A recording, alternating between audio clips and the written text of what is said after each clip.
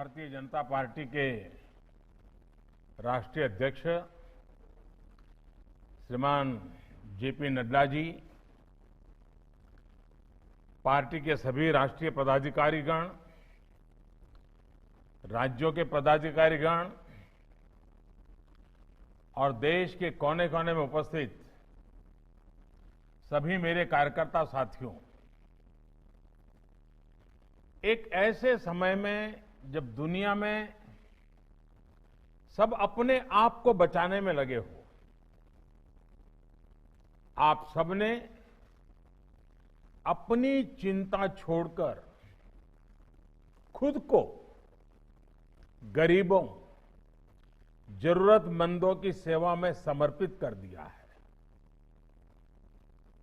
ये सेवा का बहुत बड़ा उदाहरण है।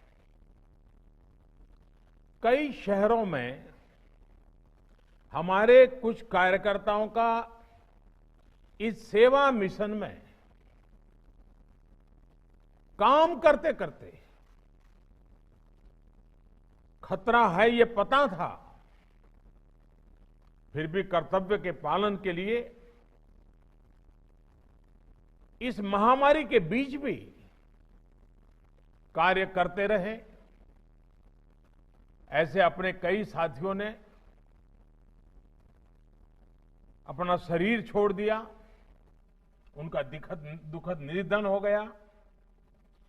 मैं उन सभी साथियों को अपनी विनम्र श्रद्धांजलि देता हूं। उनके परिवारों के प्रति मैं संवेदना व्यक्त करता हूं और मैं वहां की पार्टी की इकाई से भी आग्रह करूंगा कि इन सभी परिवारों को हम पूरी तरह संभालें, परिवारों की आवश्यकताओं की ओर देखें। साथियों, जनसंघ और बीजेपी के जन्म का मूलतः उद्देश्य यही था कि हमारा देश सुखी और समृद्ध कैसे बने,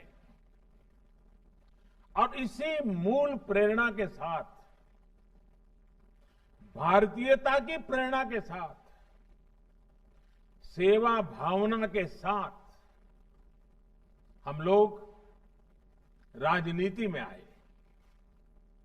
हम लोगों ने राजनीति में सत्ता को सेवा का माध्यम माना। हमने कभी भी सत्ता को अपने लाभ का माध्यम नहीं बनाया। निस्वार्थ सेवा ही हमारा संकल्प रहा है, हमारे संस्कार रहे हैं। हमारे यहां कहा जाता है, यथा यथा स तृणे तुष्णेय, यथा यथाय तुष्यत तथा संतोष ये तुम। अर्थात जिसकी हम सेवा करते हैं उसका सुख ही हमारा संतोष है। इसी भावना से गरीबों के प्रति, इसी समभाव और ममभाव से हमारे कार्यकर्ताओं ने इतने कठिन समय में सेवा ही संगठन का इतना बड़ा अभियान चलाया है। आज जो मैंने प्रेजेंटेशन देखा तो मुझे सच में बहुत अचरज हुआ। मुझे मालूम था कि कोरोना काल में आप निरंतर काम कर रहे हैं, लेकिन लॉकडाउन की मुश्किल परिस्थितियों में जब सब कुछ बंद था और ये बीमारी कभी भी हमारे गले पड़ सकती है, ऐसा भय का माहौल था, लेकिन आपने समर्पित भाव से लाखों करोड़ों लोगों का जीवन आसान करने के लिए जो भी कर सकते हैं किया है। आप उनका सहारा बने हैं, उनके साथी बने हैं। ये बहुत ही बड़ा काम है। किसी ने मास्क बनाकर लोगों में बांटे, किसी ने घर घर गरीबों को राशन पहुंचाया, तो किसी ने प्रवासी कामगारों का जिम्मा उठा लिया। कितने ही कार्यकर्ता ऐसे हैं जिन्होंने तो 2, 4, 10 गरीबों को एक तरह से अपने परिवार का ही सदस्य बना लिया। जिसकी जितनी क्षमता थी उसने उससे ज्यादा करने की कोशिश की। अब देखिए, राष्ट्रीय अध्यक्ष जी ने का उदाहरण, अपने घर से रोज 500 परिवारों के लिए खाना बनाना और पहुंचाना, और वो भी 3 महीने तक। ऊपर से नीचे तक यही हमारे संस्कार रहे हैं। और इतना सब करने के बाद भी छोटे मोटे तो लाखों कार्यकर्ताओं ने काम किया। कहां सबकी तस्वीर टीवी पे आई है, कहां सबका नाम अखबार में छपा है, कहां अपने गांव के बाहर कौन जानता है। फिर भी सेवा परमो धर्मः, निस्वार्थ भाव से काम करते रहना। साथियों, दुनिया की नजरों में आप कोरोना काल में काम कर रहे थे, ये सच्चाई होने के बावजूद भी मैं मेरे नजरिए से कहूं, अगर खुद को कसौटी पर कस रहे थे, ऐसा मैं कह सकता हूं। आप अपने आदर्शों और व्यवहारों के बीच अपने आप को तपा रहे थे। साथियों, एक आधा आफत आई तो आपने उस आफत को भी अवसर में बदल दिया। ये कोरोना हमेशा इस बात के लिए तो याद रहेगा कि भारतीय जनता पार्टी ने अपने आप को एक डिजिटल एडिशन के रूप में डेवलप कर दिया है। हर कार्यकर्ता डिजिटल एक्टिविटी करने के लिए माहिर होता जा रहा है। अवसर ये कि आप ज्यादा से ज्यादा लोगों की सेवा कर सकें, ज्यादा से ज्यादा लोगों की तकलीफ कम कर सकें, उन्हें इस मुसीबत से उबार सकें। जिस पार्टी के इतने सैकड़ों सांसद हो, हजारों एमएलए हो, फिर भी वो पार्टी, उसका प्रत्येक कार्यकर्ता सेवा को प्राथमिकता दे, सेवा को ही अपना गंतव्य और मंतव्य माने, जीवन मंत्र माने। भारतीय जनता पार्टी के रूप में एक कार्यकर्ता के नाते मुझे बहुत गर्व होता है, बहुत आनंद होता है कि हम सब ऐसी संगठन के साथी हैं, सदस्य हैं। साथियों, ये विनम्रता, ये प्रेरणा हमें जनसंघ के जमाने से लेकर अब तक जो 4-4, 5-5 पीढ़ियों ने तप किया है, उस परंपरा से हमारे अंदर ये संस्कार संक्रमित हुए हैं। उनकी तपस्या से हमें ये सब मिला है। और जब हमारे पुरोगामियों की तपस्या से हमें ये मिला है, तो हमारा ये काम, हमारे संस्कार, हमारा ये व्यवहार, हमारा ये समर्पित जीवन आगे की पीढ़ियों के लिए भी प्रेरणा का कारण बनेगा, प्रेरणा देता रहेगा। साथियों, भारतीय जनता पार्टी अगर इतना कुछ कर पाती है, तो इसके पीछे हमारी एक और बहुत बड़ी विशेषता है। हमारा संगठन कार्यकर्ता से अध्यक्ष पद तक, ये जो हमारी श्रृंखला है, हमारी संगठन की रचना है, हमारे संगठन में जो जीवंतता है, हमारे संगठन में जो संवेदनशीलता है, ये उसकी बहुत बड़ी ताकत है। राजनीतिक जो कमेंटेटर होते हैं, एक्सपर्ट्स होते हैं, वो हमेशा ऐसी बात करते हैं कि संगठन की शक्ति लगती है तो चुनाव जीते जाते हैं, चुनाव लड़े जाते हैं, वगैरह वगैरह। वो चुनाव के दायरे में ही संगठन को देखते हैं। अन्य राजनीतिक दलों के लिए शायद ये सच होगा, लेकिन भारतीय जनता पार्टी के लिए ये आकलन अधूरा है। साथियों, हमारे लिए हमारा संगठन चुनाव जीतने की सिर्फ मशीन नहीं है। हमारे लिए हमारा संगठन का मतलब है सेवा, व्यक्ति के जीवन में, समाज के जीवन में, राष्ट्र के जीवन में बदलाव लाने के लिए हर देश यज्ञ में आहुति देते रहना हमारे लिए, हमारे संगठन का मतलब है सबका संग, सबका साथ, सबको लेकर के चलना है। हमारे लिए, हमारे संगठन का मतलब है सबका सुख, सबकी समृद्धि। हमारा संगठन समाज हित के लिए काम करने वाला है, संघर्ष करने वाला है, समाज और देश के लिए खप जाने वाला है। हमारे लिए हमेशा राष्ट्र प्रथम, नेशन फर्स्ट रहा है। और साथियों, ऐसा नहीं है ये बात हमने कहीं भाषणों के माध्यम से या पार्टी के प्रस्ताव में लिख करके पास कराई और उसके कारण हुआ है। जी नहीं, राष्ट्र हित के इस भाव को, राष्ट्र प्रथम के इस भाव को स्थापित करने में हमारी कई पीढ़ियां खप गई है। दीनदयाल उपाध्याय जी, श्यामा प्रसाद मुखर्जी, अनेक महापुरुष, सभी वरिष्ठ नेता, अनगिनत इनके संस्कारों ने, जी करके दिखाए हुए संस्कार की श्रृंखला ने हमें प्रेरित किया है। और इसी प्रेरणा से भारतीय जनता पार्टी ने वंचित हो, शोषित हो, दलित हो, पीड़ित हो, सभी को समाज के अन्य वर्गों की बराबरी में लाने का, उन्हें सशक्त करने का निरंतर प्रयास किया है। आज इसी का परिणाम है कि भारतीय जनता पार्टी में, और हम गर्व से कह सकते हैं, हम कोई भेदभाव से नहीं देखते हैं, लेकिन दुनिया को समझाने के लिए कहना पड़ता है, हमें गर्व है कि आज देश में जो सांसद है उसमें से 52 दलित सांसद भारतीय जनता पार्टी के हैं। 43 सांसद, 43 सांसद मेरे आदिवासी भाई हैं, बहनें हैं। पिछड़ा वर्ग की अगर बात करें तो भाजपा के 113 सांसद से भी ज्यादा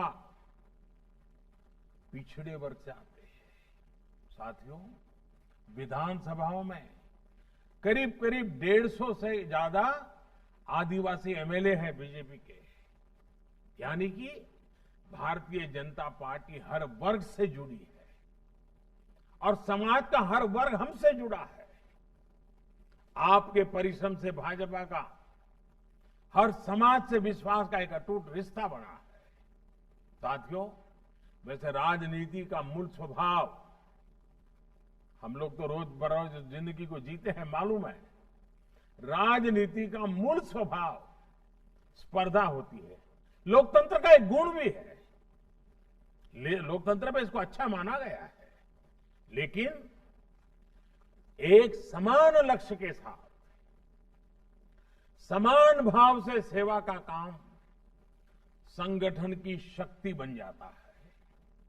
जब हम इस तरह का काम करते हैं तो एक टीम स्पिरिट पैदा होती है। इस तरह के कार्यों से व्यक्ति विकास और व्यक्तित्व का विकास भी नई संभावनाएं पैदा हो जाती है। आपने खुद भी अनुभव किया होगा, इस तरह सेवा अभियानों से लोगों की मदद तो होती ही है, पार्टी कार्यकर्ताओं के तौर पर भी आप सबको भी समाज को जानने का, समाज को समझने का, नए तरीके से सोचने का, स्वयं का विकास करने का अवसर मिला होगा। ऐसे अभियान हमारे कार्यकर्ताओं के लिए एक तरह से प्रशिक्षण का काम करते हैं। हम एक कमरे में बैठ करके भाषण सुन के, चर्चा करके, संवाद करके, प्रश्न उत्तर करके प्रशिक्षण करते हैं। ये एक प्रकार से प्रैक्टिकल एक्सपीरियंस से हमारा प्रशिक्षण था। ये भी एक प्रकार से हमने आफत को अवसर में पलट करके कार्यकर्ताओं को प्रशिक्षण का काम सहज रूप से हो गया है। साथियों, चुनाव के समय आप सब जानते हैं कि हम लोग जनता के बीच जाते हैं और जब जनता के बीच जाते हैं चुनाव के समय में, अच्छी बुरी खट्टी मीठी कई बातें सुनने को मिलती है। कोई कहेगा ये नहीं किया, वो नहीं किया, कोई व्यंग करेगा, कोई निशाना साधता है, कभी वार पलटवार भी होते रहते हैं, ये सब होता रहेगा। लेकिन आपने देखा होगा कि जब इस बार आप जनता के बीच गए हैं तो आपके अनुभव कुछ और रहे होंगे। और मैं चाहता हूं कि आप थोड़ा मन को याद कीजिए, पूरा इन 3 महीनों को। आपको जनता जनार्दन जो ईश्वर का रूप होता है उसका साक्षात्कार हुआ होगा। याद कीजिए, इस दौरान आपने महसूस किया होगा कि समाज से आपको कितना कुछ मिला है। साथियों, कोरोना के संकट काल में समाज ने आपको स्नेह दिया है, आपको विश्वास दिया है। आप किसी गरीब की मदद कर सके, इसके लिए समाज ने आपको सामान भी दिया है और साधन भी दिए हैं और सम्मान भी दिया है। आप अगर अपने घर से कुछ राशन लेकर निकले तो कई और लोगों ने भी आपको कहा होगा कि कुछ राशन मेरी तरफ से ले जाइए, कुछ सामान मेरी तरफ से ले जाइए, आप भाई साहब जा रहे हो जरूर पहुंचा दीजिए। यही वो स्नेह है, यही वो ऊर्जा है जिसकी ताकत ने आपको कभी थकने नहीं दिया है। हमें इस ऊर्जा को समझना चाहिए, हमें समाज की शक्ति को समझना चाहिए, इस शक्ति को आत्मसात करना चाहिए, इसका साक्षात्कार करना चाहिए। मुझे विश्वास है आप ये करते रहेंगे, बीजेपी का हर कार्यकर्ता ये करता रहेगा, तो ऊर्जा का प्रवाह हमेशा हमें प्रेरणा देता रहेगा, पुरुषार्थ का नया नया नई ताकत देता रहेगा। लोगों के आशीर्वाद एक प्रकार से ईश्वर के ही आशीर्वाद होते हैं। ये आशीर्वाद बहुत बड़ी ताकत होते हैं। साथियों, आपने ये भी अक्सर देखा होगा कि ज्यादातर समय लोग जब मिलते हैं, सामान्य दिवसों की मैं बात करता हूं, उसमें भी जब आप सत्ता में हो तो सामान्य तौर पर लोग क्या करते हैं, कोई कोई आपको मेमोरेंडम देंगे, मांग पत्र देंगे, और बहुत स्वाभाविक भी है। मतलब जरूरी नहीं कि लिखकर ही कोई मांग पत्र दे, लेकिन सार्वजनिक जीवन में आपको ऐसे लोग मिल जाएंगे जो मुंह जबानी भी आपको कुछ न कुछ बताते रहेंगे, ये होना चाहिए, वो होना चाहिए। कहीं कोई सड़क की मांग है तो कहीं कोई गड्ढा भरवाने की बात करेगा, तो कहीं कोई बिजली की बात करेगा। कई बार वो शिकायत के रूप में कहेगा, कई बार वो अपेक्षा के रूप में कहेंगे। ऐसे में कुछ नेता कार्यकर्ता सोचते हैं कि ये क्या है, जब देखो कोई न कोई काम, कोई न कोई मांग, कोई न कोई शिकायत। लेकिन साथियों, आप सभी सार्वजनिक जीवन में है, सेवा करने के लिए आए हैं, इसलिए हम सबको इसमें अंतर्निहित जो भाव है उसको समझना होगा। और ये कोरोना की लड़ाई में इसको समझने में हमें सुविधा मिली है कि यही समाज हम पे कितना भरोसा करता है, हम पे कितना स्नेह करता है, और संकट की घड़ी में हमारे साथ रह करके समाज की भलाई के लिए कैसे आगे आता है, इस शक्ति को हमने अनुभव किया है। इसमें अंतर्निहित भाव यही है कि आओ आप समाज की मदद करो। समाज ने आपको यह अवसर दिया है, हम सबको अवसर दिया है, हम सबको समाज ने इस काम के लिए चुना है, दायित्व दिया है। साथियों, हमारे समाज में दूसरों के लिए कुछ करने की सेवा भाव की बहुत बड़ी ताकत होती है। हमें समाज की इस ताकत को पूजने का कोई अवसर छोड़ना नहीं चाहिए। और आपको तो संतोष होना चाहिए कि समाज ने हम सबको इस काम के लिए चुना है। सेवा करने के लिए ईश्वर ने हमें राह दिखाई है, जनता ने हमारा हाथ थामा है। समाज सेवा करना चाहता था, गरीब की मदद करना चाहता था, तो उसने हम सबको माध्यम बनाया है। साथियों, वैसे हम चाहें कार्यकर्ता की भूमिका में हो या सरकार में, वास्तव में हम देश की गरीब की सेवा उसका एक माध्यम है। ये सरकार 6 सालों से इसी विचार के साथ काम कर रही है। हमारी राज्यों की सरकारें भी इसी विचार से काम कर रही हैं। देश ने सही समय पर लॉकडाउन का फैसला किया तो आज दुनिया के मुकाबले भारत में हम कहीं ज्यादा लोगों की जिंदगी बचा पा रहे हैं। इस दौरान गरीबों को कम से कम दिक्कत हो, इसके लिए 2.25 लाख करोड़ रुपए के गरीब कल्याण पैकेज से लेकर गरीबों को अन्न के लिए, रोजगार के लिए सरकार ने विशेष योजनाएं शुरू की है। अभी हाल ही में हमें प्रधानमंत्री गरीब कल्याण अन्न योजना को सरकार ने दीपावली, छठ पूजा तक के लिए, यानी कि नवंबर अंत तक इसको बढ़ा दिया है। साथियों, 130 करोड़ देशवासियों ने हम पर हमेशा जो भरोसा किया है, हमें इस भरोसे को संभाल कर रखना है, सहज कर रखना है। हमें देशवासियों की आशाओं, आकांक्षाओं को, उनके सपनों को अपना सपना मान करके हमें काम करना है। वो अपना सपना मान करके खपना भी है। मैंने पहले भी कहा है और आज फिर दोहरा रहा हूं, भाजपा के प्रत्येक कार्यकर्ता को अपने साथ, मैंने ये इलाहाबाद में पार्टी की कार्यसमिति में शायद कहा था, हमारे साथ 700, मैंने ये कहा था उस दिन, हमारे साथ 700, 7S, इसकी शक्ति लेकर आगे बढ़ना चाहिए। और आज जब मैं वृत्त देख रहा था तो मुझे सातों बातें बराबर आनंद आ रहा था कि वाह, ये कैसा मेलजोल हो गया है। देखिए वो 7 बातें क्या कही थी मैंने जब हम लोग इलाहाबाद में वर्किंग कमेटी में मिले थे। तब मैंने कहा था, पहला सेवा भाव, दूसरा संतुलन, तीसरा संयम, चौथा समन्वय, पांचवा सकारात्मकता, छठा सद्भावना और 7वां संवाद। बीजेपी के हर कार्यकर्ता के आचरण और नीति में इन दिनों इस कोरोना की लड़ाई में भरपूर रूप से इसका प्रभाव दिखाई दिया है और हर भाजपा के कार्यकर्ता के लिए ये गर्व का विषय है। साथियों, कोरोना के इस काल में हमारा ये महायज्ञ, ये हमारा सेवा यज्ञ रुकना नहीं चाहिए और महामारी के खिलाफ हमारी लड़ाई भी कमजोर नहीं पड़नी चाहिए। अभी त्योहारों का सीजन शुरू हो रहा है, लेकिन कोरोना का खतरा अभी भी उतना ही है। इसके लिए खुद भी सावधानी बरतनी है और दूसरों को भी जागरूक करते रहना है। साथियों, आज आपके पास से जो कुछ भी सुनने को मिला, उसने मुझे भी एक नई ऊर्जा दी है, काम करने के संकल्प को और मजबूत किया है। मैं फिर एक बार आप सबको बहुत बहुत शुभकामनाएं देता हूं।